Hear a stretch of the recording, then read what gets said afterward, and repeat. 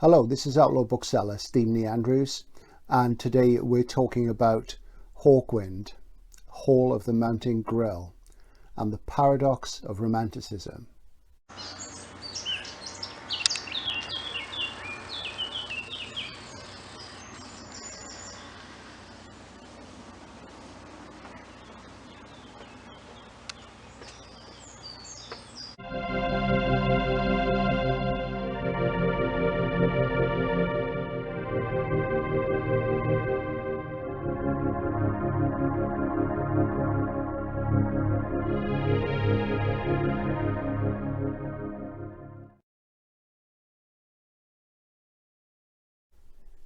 "1974. The space ritual has come and gone. Silver Machine has come and gone 2 years earlier. And the lineup of the band changes again. With each successive album, there is a lineup change. For me, Hawkwind's finest period begins with this album, particularly with the arrival of Simon House, the classically trained violinist and keyboard player who previously had worked with High Tide, who of course played in the Notting Hill Gate, Ladbroke Grove area way back when Hawkwind first debuted as Group X. He was in that group with a guy called Tony Hill. There are associations with David Bowie going back with that as well. And before he joined Hawkwind, Simon had briefly, I think about a year, spent time in the Third Ear Band working on the soundtrack for Roman Polanski's Macbeth. In my view, the finest Shakespeare film ever made, and well worth watching, and is an amazing dissonant soundtrack.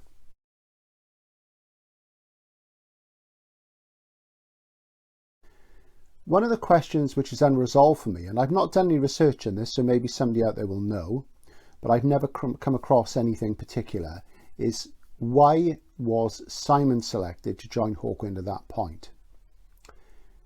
His classical training brings a more progressive element to the sound.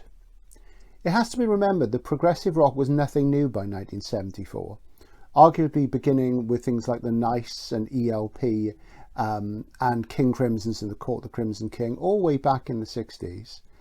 Then we suddenly see a progressive moment appearing in Hawkwind's work. And why is this?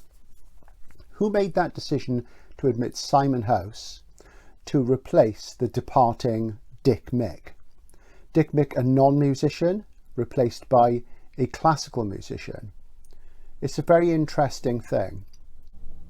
Obviously what Simon brought to the band was a broader tonal palette of timbres and sounds which the band couldn't access previously.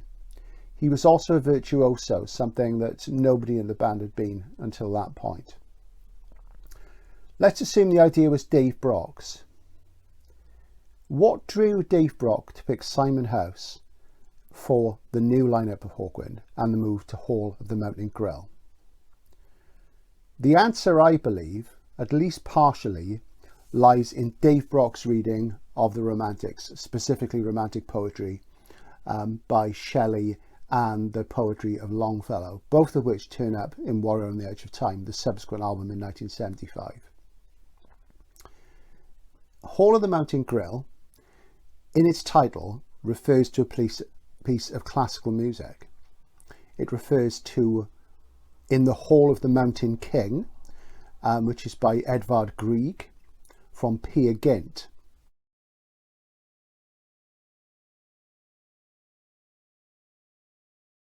Now, Peer Gynt was going to be readapted for the stage as a psychedelic musical by Roger McGinn of the Byrds some years earlier, and he was going to mess with the spelling and do a kind of anagram, and it became Gene Trip.